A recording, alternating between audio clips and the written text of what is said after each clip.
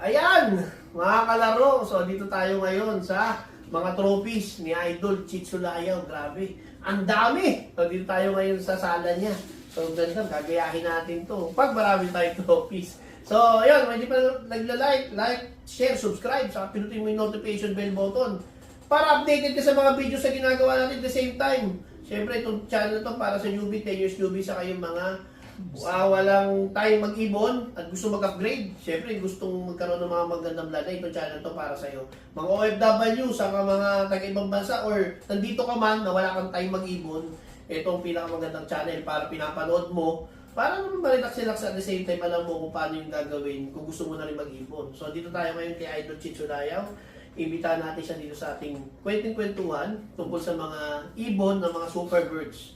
So, ngayon, hawak-hawak niya, syempre, si The Chosen. Chosen One. Ayan, anong kwento ng ibon na yan? Bali, ito yung fourth place ko ng MacArthur National Race. Tapos, Nanalo rin siya ng mga yun, sa mga fan race pooling yan. Bali, magandang naging performance niya lalo na sa MacArthur siya. Kasi pahirapan yung karera. Bali, grabe nga. siyam lang yung nagpa-uwi nung time na yun. Grabe yun, yung karera na yan. Naku, sobra yun. Yun yung yun yung papatak-patak eh. Tapos friend ko siya sa MB, nag-live bigla, ayun na. Nagmumura na. Hindi kahit sino. Pagka mo ng ganun. O, ayan, palaspas. Ngayon, si Chosen, maganda-ganda ang inuwi na itong anong points ha. Grabe. So, kapag ikaw nag-iibon, tas ganun, uwihan ka ng ganyan, parang umuuwing yan eh, umuuwing sa lapi yun. So, anong bloodline yan, Idol? Eto, bali, yung pinaka-base niya, Stitch Vandenbroek din. Bali, apo na to ni Palaspas. Maano na to, malapot na dugo. Kaya lang, kumbaga, sa akin kasi ang ginagawa ko, kaya hindi masyado nagkakaroon ng problema sa breeding. Ginagawa ko. Yung apo, ibinabalik ko sa ninuno na. Okay. Kumbaga parang 4th generation, 2nd generation, 3rd generation, 1st generation, parang ganun. Kumbaga para hindi siya, kasi yung iba, ang ginagawa nila, pagka mga inbreed kasi na magnanay, magtatay, ganyan, medyo malapit pa yan. Stock talaga dapat yan, masyadong malapot. Baga nagkakaroon ng problema, minsan sakitin, masyadong maliit. Yan, nagkakaroon ng defect. Masyadong maliit, masyadong malaki. Tapos minsan may mga deformities. Sa akin kasi talagang sanay na akong gamitin yung bloodline na to, tsaka yung pamilya nila. Baga, ngayon nga yung anak nito, yung nananalo ko ng mga pooling fan race ngayon, anak na nito ni Chosen One, yung matuling ko sa NHPC, yan, yung nilalaro ko sa WPFC, FPR, tsaka KRPC, yan, anak na nito. Which is yung nila, ibig sabihin mataas yung resistance sila sa inbreeding o sa line breeding. Mas gusto ko silang gamitin ng ganun. So hindi ka na nagpapasok yun Hindi na. So example, meron kang isang winner, yung mga malayong kamag-anak mo Yung mga yung mga pamangkin, ganyan. Ngayon kay Chosen, sino pinaris mo dyan? Pinaris ko dito, lolo niya. Lolo niya. Chosen One. Lolo niya si Three-Way. Si Three-Way kasi yun yung tatay nung nanay niya. Okay. Bali lolo niya to, sa side ng nanay. So yun yung pinaris mo. Ngayon, nagpapanalo sa mga labs. Tingnan mo.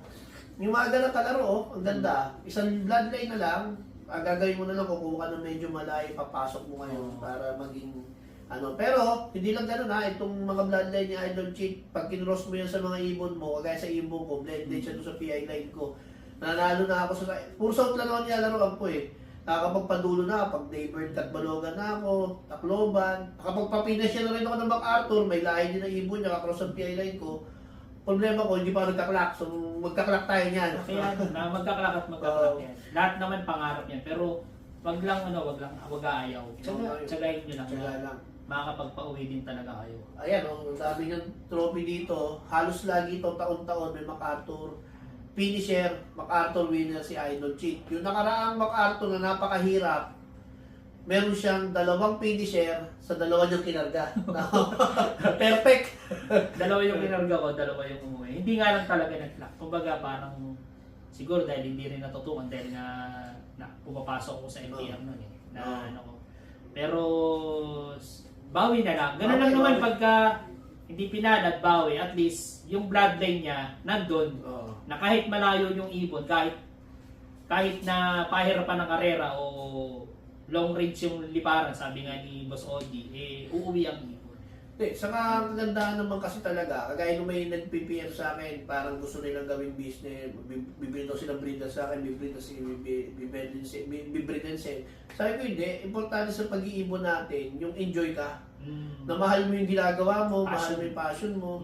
Kaya pansin mo yung mga talagang bat-batikan sa pag-iibon, kahit last lap hindi umuwi, mamaya-maya, okay na yan eh. Makakain pagkatas kumain, ayos na. Breed ulit, gano'n siya. So, kagaya ni Idol Cheat, yan, nagbubunga na yung passion, pagkakapassionate niya sa pag-iibon, yung mga bloodlines niya dati na yung old lines pa rin niya. Inaano niya, ginagalingan na rin yung pagbibreed, siguro sa mga itsura, inaano niya yung mga, naggaano ka rin, nagpipiltering ka rin ng mga ibon. Kung lumabas, ano yung mga hindi mo gusto sa ibon pag lumabas? Mga puso. Usually pag yung masyadong maliit, tapos pag mga bata pa lang, sakitin na. Yun na yun. Kasi doon talaga nagkakaroon pagka inbreeding kasi, pag manalapot, lumalabas talaga yun. Sobrang liit. Yung maliit na hindi siya bansot pero maliit siya na matigas, kaya lang sakitin. Tapos yung tipong parang, iba yung pagkamaliit niya, hindi siya bansot, pero iba yung pagkamaliit niya. Talagang ginagawa ko, inuulit ko yun. Ayun. Sa kanya, sa'yo maraming lumalabas na ganyan. Hindi, bira. Kasi nakakuha, tutukoy mo eh. Ang last na ginawa ko, dahil nga sa nalaman ko yung breeding niya, yung nakuha ko sa kanya dalawang lalaki isang babae, yung na-hold up ko dati kasi kababalik ko lang. Sabi ko, kababalik ko lang. Nadali tayo kasi may poultry supply din pala si Idol. Yung mga gustong door to door, nag-deliver siya. Pagpapadeliver, bahay lalamog. So ngayon yun, so nakuha ko yun, ngayon itong huling laban, pinaris ko yun, pinagparis ko na yun, sabi niya kasi maganda yun pagka in-break.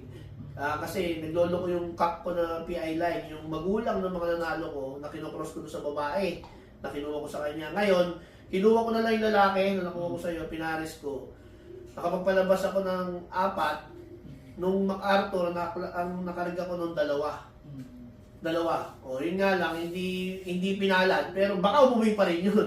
Di ba? Pero, isa pa nun, sabi ko nga sa inyo, kagaya nung pinakita ko yung lock niya, baka may problema din yung sistema natin on how we do it. Kasi kagaya ko, busy man, hindi ko matutukan. Unlike talaga kung natutukan, lalabas yung full potential ng pag-iibon. Ngayon, ang kagandahan naman nun, live yun hanggang matnog, nabutas lang siya ng kalbayo. So, yung kagandahan. Sipin mo, di pa ganun katutok, pero pumuputok, di ba? Lalo na kapag natutukan, example, ikaw, bago ka, gusto mo ng magandang panimula, maganda, lapit ka kay Idol Cheat, sabayan mo ng paturo ka na rin. Sabihin mo, sige, bili ako ibon sa'yo, punta ako dyan. Huwag ka na umuwi, paturo ka na. Importante din kasi yung sistema, mga kalaro. O ayan, mga kababayan, nandito tayo ngayon sa binibenta natin dito sa San Fernando. Amayas, Cape San Fernando. Pakita ko lang sa inyo yung model unit, single home 60. Pasok tayo. Ito, yung mga kababayan natin yung sa ibang bansa na gustong mag-invest. Magandang investment para sa inyo. Ito, pakita mo yung ano. Actually, ito, dress up unit to. Yung mga nakalagay dito, yun yung mga sample para may idea kayo. Pero once na turnover namin sa inyo to, fully finished to. Ibig sabihin, may tiles na pinturado na. Ayan, pakita ko pa sa inyo sa taas. So ayan, saktong-sakto siya para sa mga starting families. Ano yung mga anak na rin? Pakita ko sa inyo sa taas. Ito yung kitchen natin. Ayan yung bathroom. Ayan yung sala. Ito yung kitchen. Ayan. Tapos, di tayo sa taas. Makikita nyo.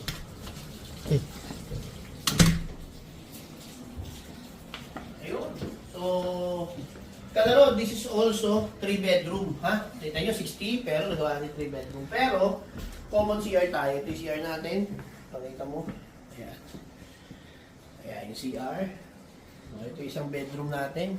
Kayo na lang mamili kung anong gusto nyo gawing masters. Ito. Ayan. Ayan yung isang bedroom. Dito yung isa pa. Ito. Isang bedroom. Then, meron isa pa tayo dito sa likod mo. Ito, pwede yung gawing masters. Ito yung mas pinakamalaki. So 3 bedroom tayo with a common CR sa second floor. O yan ha. Maganda investment to mga kalaro. Kung ako sa inyo, maganda kung nasa ibang bansa kayo tapos gusto nyo mag-invest sa Pinas, PM nyo lang. O yung maganda, magsimula na kayo mag-invest habang maaga kasi mas mura pa. Teka, pagkasimba. O ito na, nakita nyo na. So ayun, o ito ulit. Yung ating sala. O ayan ha, mga kalaro, okay na. Quick tour lang tayo, pero pag more information, PM lang. Okay na.